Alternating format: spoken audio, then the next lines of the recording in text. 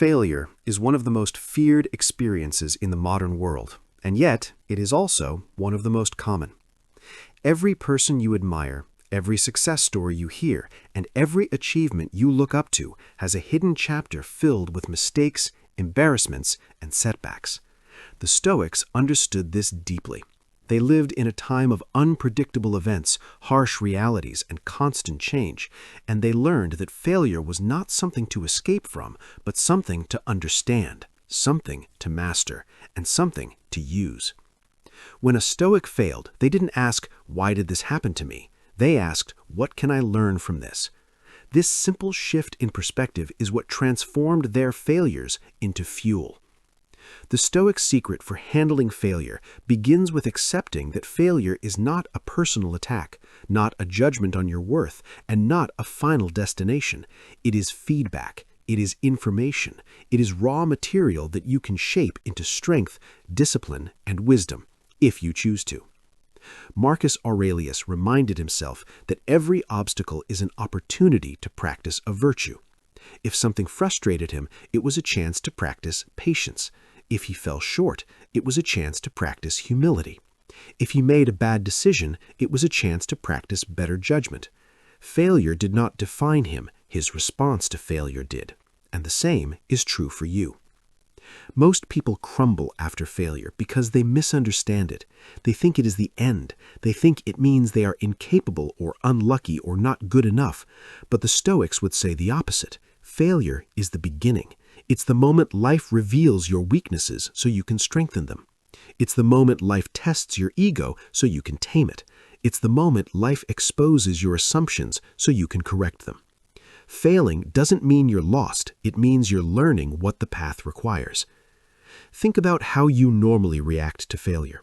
You judge yourself harshly. You replay the mistake. You wonder what others think. You might even convince yourself you should stop trying. But a Stoic sees this emotional storm for what it is, noise. The Stoic approach is to pause, breathe, and see the event clearly. Ask, what actually happened? What was in my control? What wasn't? And what is the next right action? Epictetus taught that we are disturbed not by events, but by our judgments about them. Failure itself is neutral. It's our interpretation, our story, that causes pain. When you remove that story, when you strip the situation down to observable facts, the failure loses its sting. All that remains is the lesson. And this is where the Stoic secret becomes powerful. Once you stop reacting emotionally, you can start responding intelligently. You can extract the lesson before the ego steps in to protect itself. You can adjust your strategy, improve your discipline, refine your character. You stop fearing failure because you realize it is the fastest teacher you will ever have. The Stoics also practiced something modern thinkers call voluntary discomfort. They intentionally exposed themselves to situations where failure was possible, even likely. Why? Because avoiding failure makes you fragile. Chasing comfort makes your tolerance for risk shrink, and a shrinking tolerance for risk means a shrinking life. But when you willingly face challenges, when you practice failing forward, you build resilience. You expand your sense of capability. You teach yourself, through experience, that failure doesn't break you. Seneca wrote that a gem cannot be polished without friction. Likewise, a person cannot be perfected without trials.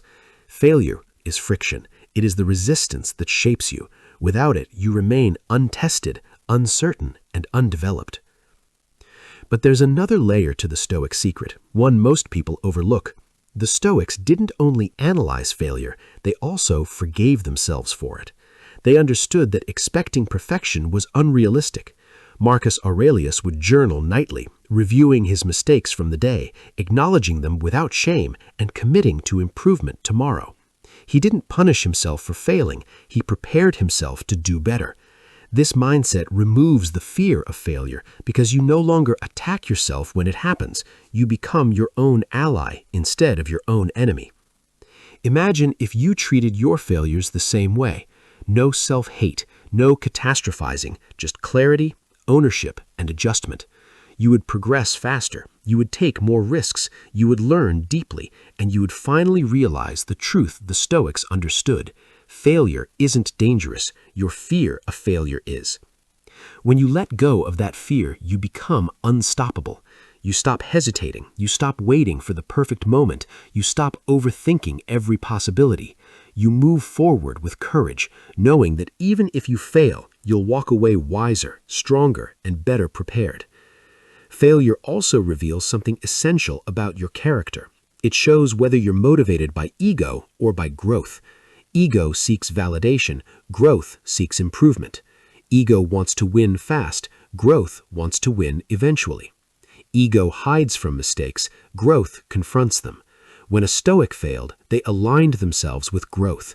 They focused on the kind of person they were becoming, not how impressive they looked to others. And here is one of the most liberating Stoic truths. You can fail and still be on the right path. In fact, sometimes failure is the path.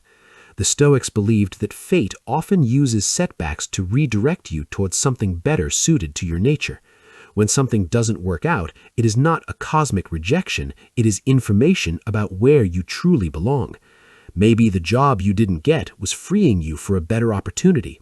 Maybe the relationship that ended was clearing space for a healthier one. Maybe the idea that collapsed was teaching you to build something more aligned with who you're becoming.